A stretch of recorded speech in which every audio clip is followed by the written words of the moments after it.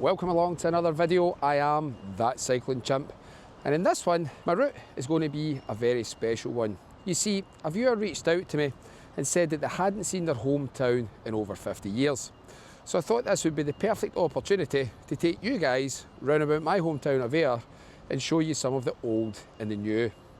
So if you would like to find out a little bit more, or maybe you're new to the channel and you would just like to see Scotland by bike, you've come to the right place. So stick around, grab yourself a cuppa, kick back and relax, and let's go back to the future.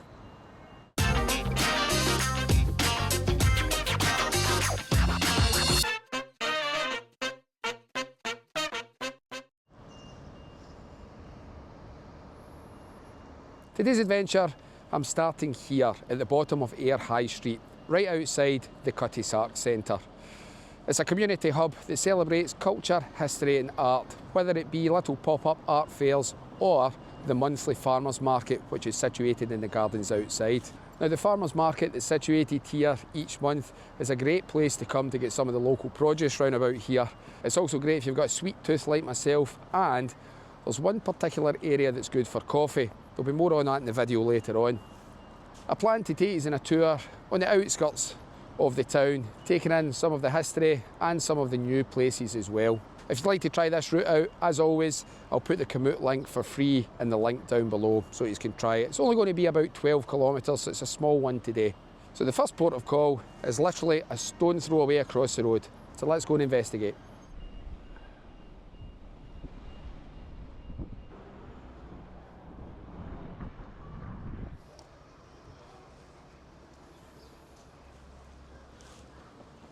So the first port of call, as I said, was just a stone throw away from the Cutty Sark Centre, and it's Boat Vennal. Now, Vennel is a Scottish word for lane, so the significance of Boat Vennal is it's one of the oldest streets in Ayr, and it's quite special for three reasons.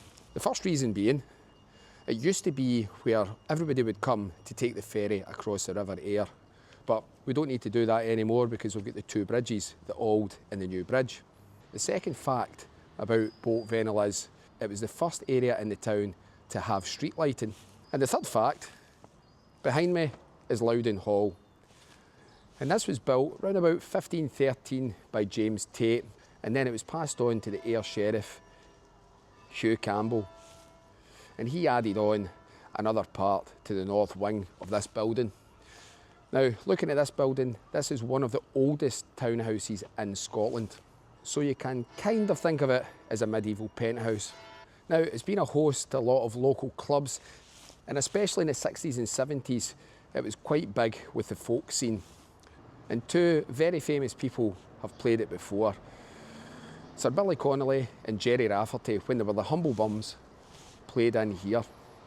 That was long before Baker Street and long before the Big Ian was a stand-up comedian. To an extent. They are talking about reopening it to some clubs, and I believe South Ayrshire Council is looking for some ideas. But it's just an amazing piece of architecture. And speaking about architecture, we're just about to hit our next stop, so let's go and have a look at that.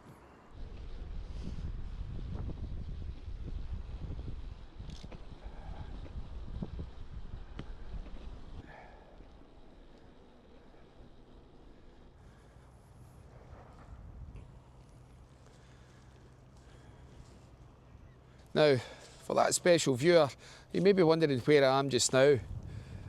And I'm down at Ayr Harbour, and I think it might look a little bit different from what you remember it. Across on the north side towards Newton and Ayr, we still have the Port of Ayr. I'm on the opposite side, right outside Ayr Baths, and it's changed dramatically through my lifetime. There's a lot more flats here. There isn't any of the old fisheries where the boats used to bring in the catch of the day. So that's definitely one thing that's changed round about here.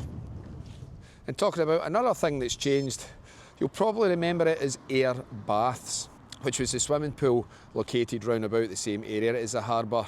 Now it's known as the Citadel, and it's actually a fully fledged leisure complex, not just swimming. And here's a little bit of subtle foreshadowing for you. It's called the Citadel for a reason, and that reason is right next to it. So as I said, Ayr Baths is now known as the Citadel, and the reason for that, well, behind me is Cromwell Citadel.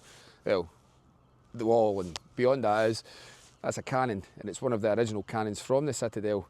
But as always, there is a plaque in front of it, so let's have a little read at the plaque and see what the Citadel's all about. So after reading the plaque there, it looks as if after the English Civil War, Cromwell wasn't taking any chances with Scotland, so they built 5 fortified citadels, and Ayr was the biggest one. It was built between 1652 and 1654, and it covers 16 acres. According to this, it housed up to 1,200 officers and men, and it had a bigger footprint than Edinburgh Castle. There is still some of the bastillions at the corner there, and the walls are still intact, but behind all this we have got houses, and it's an estate.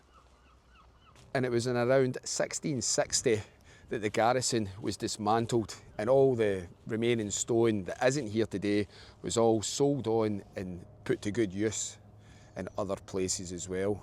But in the middle of the Citadel there was St John's Parish Church, and that has got some pretty significant history. We'll go and see that in a little minute. One of the other facts as well is some of the estate was sold off to the Earl of Eglinton. Now, we know the Earl of Eglinton from the Irvine area, but this area was actually known as Montgomeryston for a little while, due to after the Montgomery families, and it's on Montgomery Street, I think it is our next destination. It's amazing after all these years, some of these walls are still here and they're absolutely massive.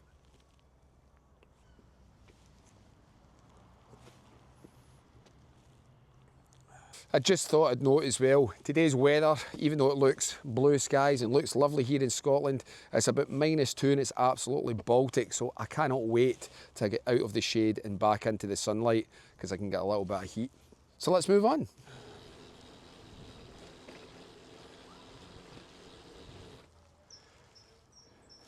Now, I stand corrected, this isn't Montgomery Street, it's actually Montgomery Terrace. And believe it if you want, we're actually inside what the Citadel once was, and in front of me are some of the oldest buildings ever in Ayr.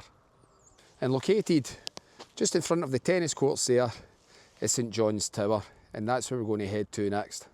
Now, St John's Tower has got some wild history about it, and I know they do some open days that you can actually get inside the tower to see. Unfortunately, we're not going to do that today. But I'm pretty sure there's not much of this that has changed in all the years, apart from the tennis courts. It looks as if it's been newly laid. But let's go down and have a little look at St John's Tower.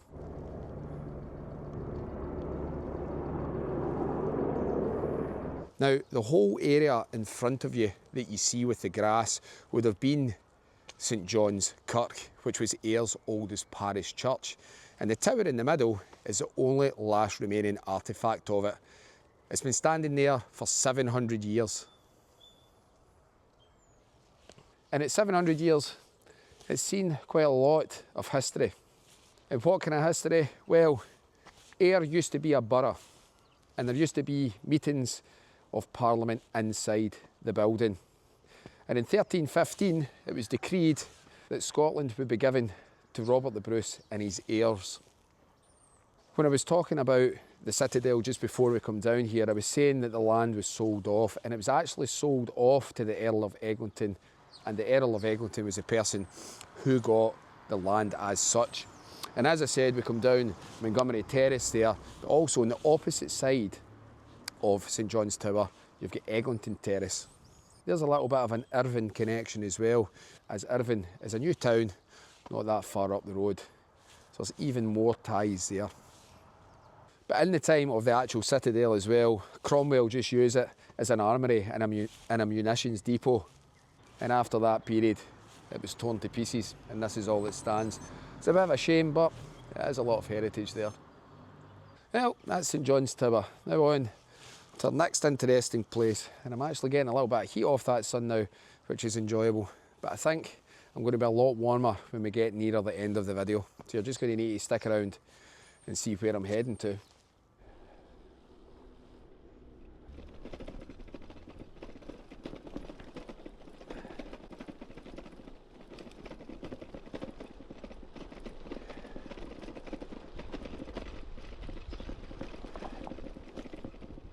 Now, there's a lot of views in Ayr that have changed over the years, but there's one in particular that hasn't. In fact, it's older than the sands of time, and it's this here, Ayr Esplanade, and looking out towards the Carrick Hills. We're just passing the pavilion there, which is now a kid's soft play, although recently they had a street rave festival on, which is always good at bringing history back to the town.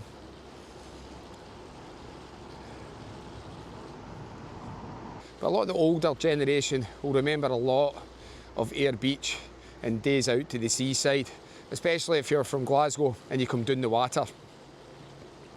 But not much has changed here at all. The next location we're going to hit is just at the end of this coastline, and I don't know if you can maybe see it, but out there in the distance, perched on a cliff top, is Greening Castle, and that's where we're headed to next.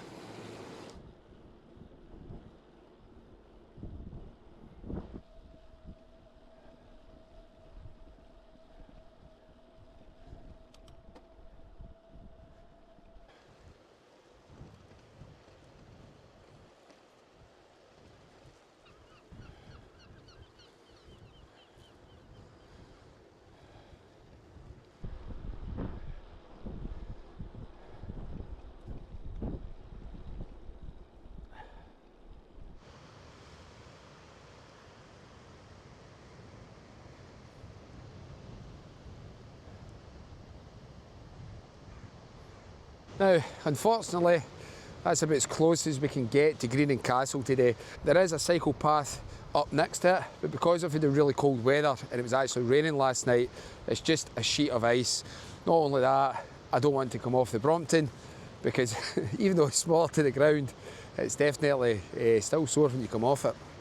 As I said, Greening Castle sits dramatically on the cliff top, and where it's situated was a prime location because you could see ships coming up from the Irish Sea and into the Firth of Clyde.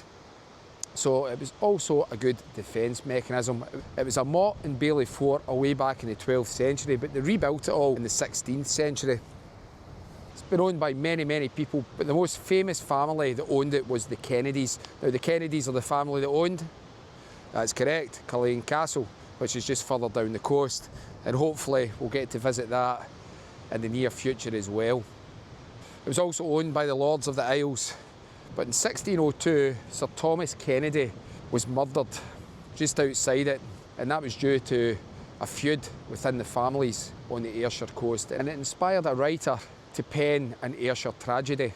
Now, for extra bonus points, let me know in the comments down below who that author was.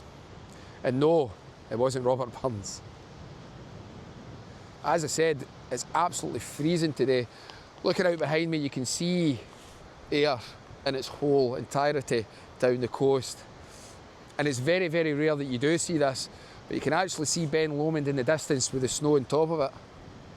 I was planning to do some gravel up that neck of the woods this week, but I'm glad that I didn't because I'm not exactly the best on ice, as most of you will know.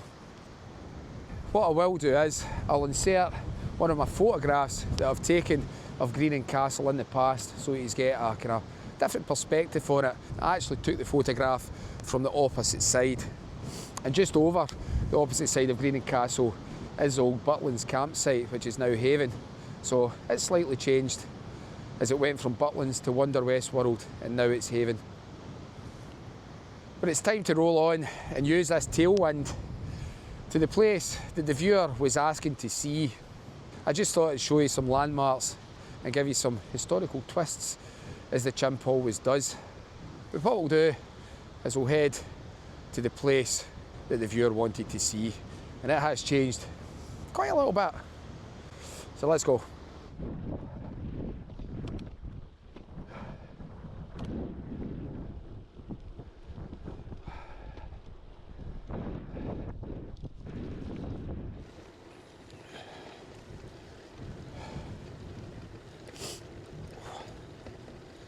Now this will probably be a strange thing for the viewer as well. I'm just about to cross the Millennium Bridge. Now this wouldn't have been here the last time they were in Ayr. It has been here for 25 years. but it just gives you another crossing from the old Seafield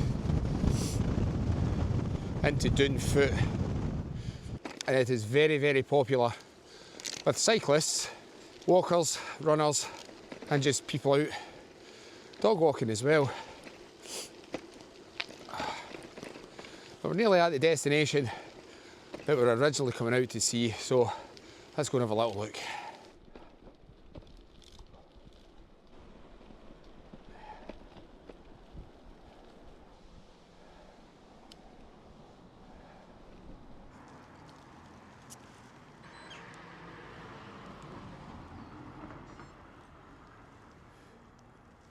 I have arrived at where the viewer wanted to see.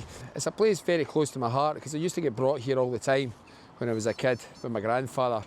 This is the Belleisle Estate, or known as Belleisle Park. It's a great recreational park just in the outskirts of Ayr, roundabout alleyway and Doon Foot. The viewer wanted to know a few things about the park, if it changed in any way, because they'd heard a couple of stories. So I thought, let's go and see if there has been any change. It's been a wee while since I've been here.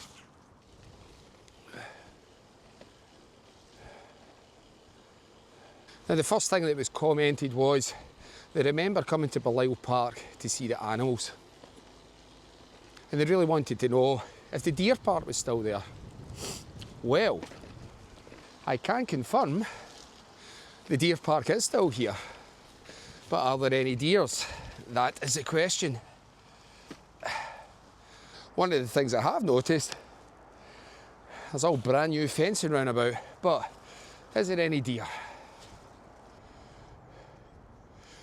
Yes, there is. There's also 2 random sheep in there as well. But the deer have definitely got the right idea. They're sitting in the sun trying to get all that heat. It's just amazing. I haven't been in this park for many, many years. It's good to see that the animals are still here and to be enjoyed by everybody that comes through the park. It looks as if they're having a grand old time down there. I think one of the fondest memories when I came to Belleisle Park with my grandfather was the walled garden and what was next to the walled garden. So let's go and have a little look down there and see if it's still there. One new installation I've found, there's a kids' play park just outside the walled garden. But unfortunately, I have seen something that's no longer here. We were quite disappointed at that. Now, you used to be able to get down here, but you can't get through a little bit. Oh, you can't get into the walled garden this way. If you went further down there, where the gate is, that would have taken you round the back of the walled garden and into Pet's Corner, as it was known. And it's time for audience participation time. I'd like to know when Pet's Corner actually closed, because I couldn't find anything about it online. But just remember the menagerie of birds, guinea pigs, rabbits, and other animals as well. It was great. It was great coming here as a kid and seeing it all. And even coming through the walled garden at the moment, it's not changed any whatsoever. It's still the exact same as I remember it. And it looks as if there's a bit of maintenance work getting done as well. In the summertime, where all the dirt patches are in that, lovely blooms of flowers all the time.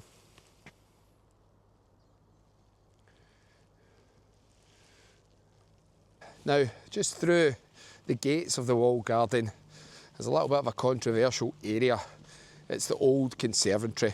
Now, I will give you some history facts in a little minute, but this conservatory fell into disrepair in about 2005, and there was a local volunteer group that took it on with a grant from the National Lottery, and they managed to reopen it again in 2016 after they restored it. But again, it hasn't really changed at all, and it's very nostalgic for me. It does look kind of more modern than it used to be, but have a look for yourself.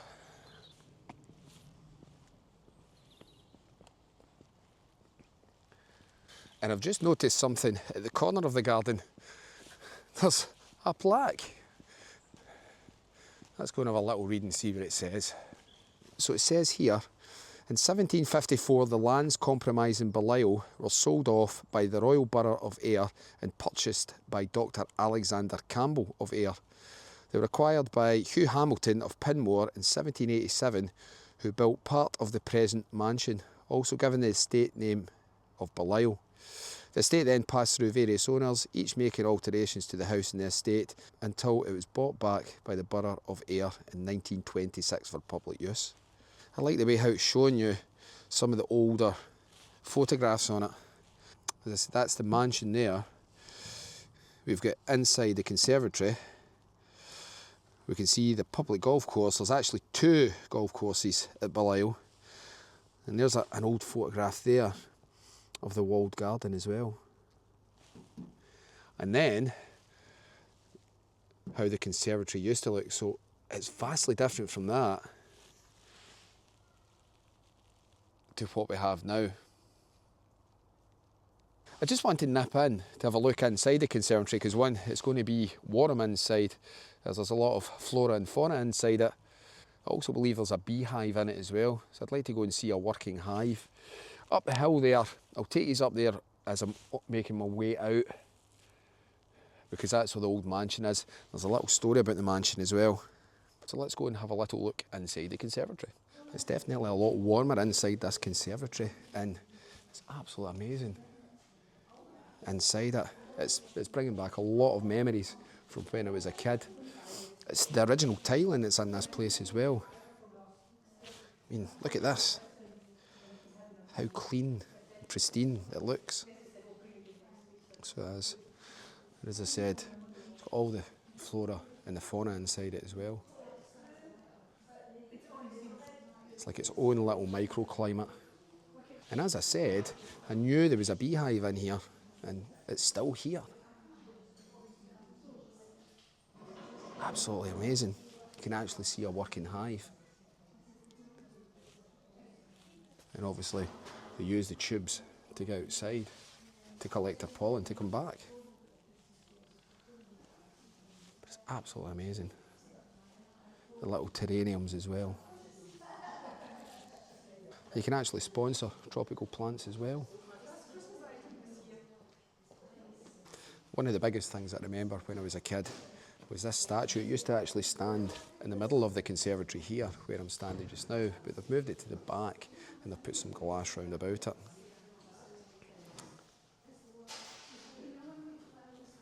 I said, I think everybody from Ayr will remember that statue. You can probably hear in the background as well some voices. There's actually a craft meeting on just now for knitting and crochet, and I've spoke to some of the ladies here and they've been very welcoming, offering me cups of coffee and asking if I would like to stay and do some knitting and crocheting. And I can knit, by the way, I can't crochet, but that was one of the old traits that my granny showed me, was how to knit. But of course, they've been admiring little Charlie Brompton, the little foldable bike.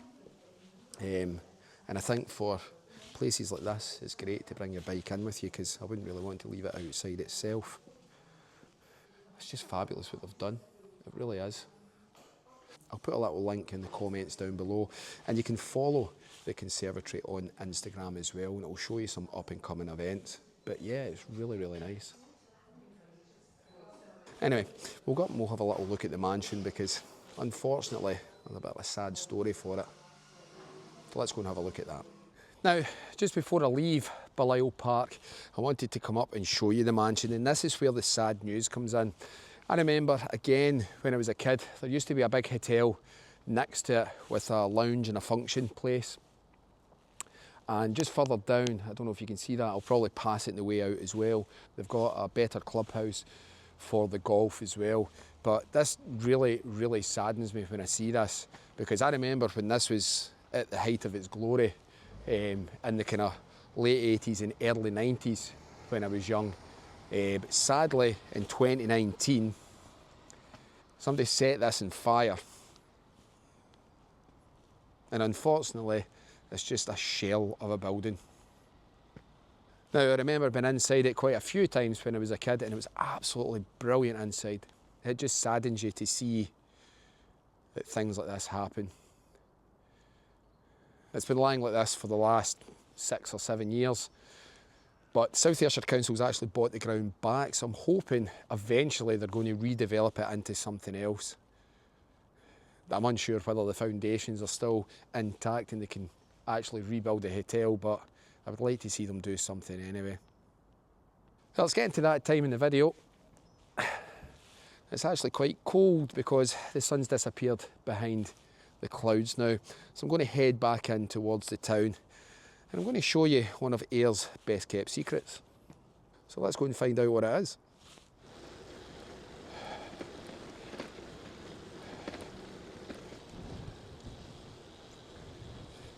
As I said, I'm heading back into Ayr town centre. I've not had my coffee yet, or should I say my mocha, and there's a little place that's a hidden gem in Ayr. No affiliation whatsoever with the name, but they do what I find is probably the best mocha in Ayrshire so far. It's tucked away in the Union Arcade, which is a part of the town that a lot of people are not familiar with. It's an absolutely spectacular cafe. So let's navigate the streets and head towards some warmth.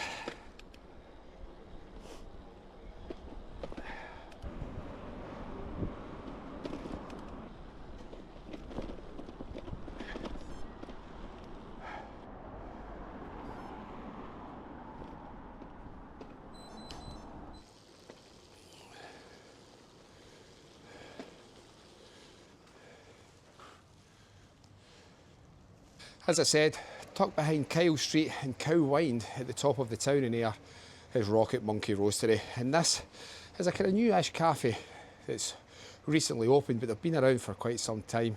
They always do the coffee at the farmers market, and it's the best by far mocha I've ever had.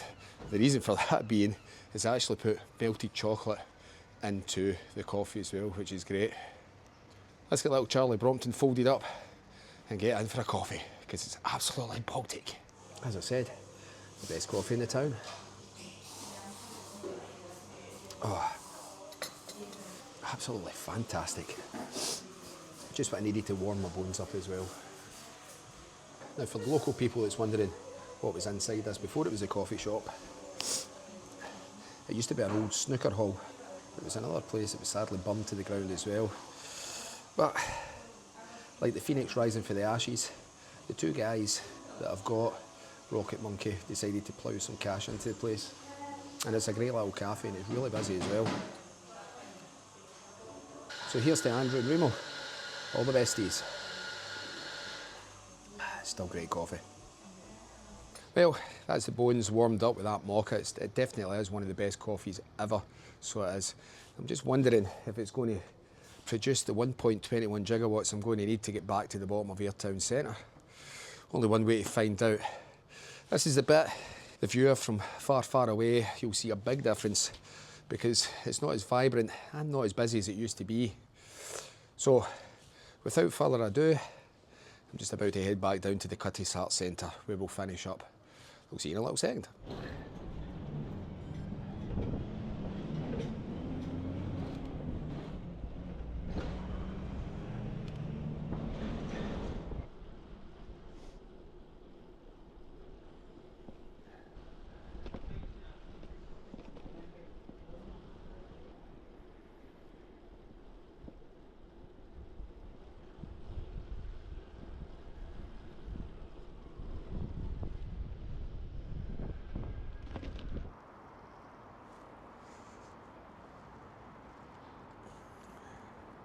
I'm back at the Cutty Sark Centre at the bottom of Ayr High Street, and you're probably thinking to yourself, what used to be here? And I can tell you just now, it used to be the old Woolworths, it was Burton's, but also the shopping arcade known as the Forum. And here's a bit of nostalgia for you, and I know a lot of you are watching this will know exactly what I'm talking about. The Forum used to be a place you could get anything, whether it be bits of hardware, clothing, CDs, tapes, anything. But the biggest thing I remember about the forum was when you walked in the doors, there was a little guy and he used to make donuts, and I can still smell those fresh donuts even today. It's one of the weirdest nostalgic things I can remember of the place. I really hope you enjoyed today's video. I really enjoyed it because it took me to places I haven't been in a long time, and it made me seek out some historical facts as well. And I learned quite a lot of things, especially from the Citadel and also round about Belleisle. I thought it was really nice that I got to speak to the little craft group that was inside the Conservatory. It really was lovely to meet you, and it was a great sense of community, and I think that's what everybody needs, is a great sense of community. If you liked this video, give us a huge thumbs up. But if you really liked the video, consider subscribing, because it's your subscribing that keeps the chimp rolling and riding, and I can't thank you enough for the support I've had so far. We're on the race to 3,000 subscribers, and I'm hoping, if you haven't already subscribed, maybe you'll hit that button and join the adventures in the future. Hope to see you all in the next one, but in the meantime you can check out my last video up there, or you can check out previously on That Cycling Chimp, which are archived videos. Until the next time guys, bye for now. And remember to pedal smart out there.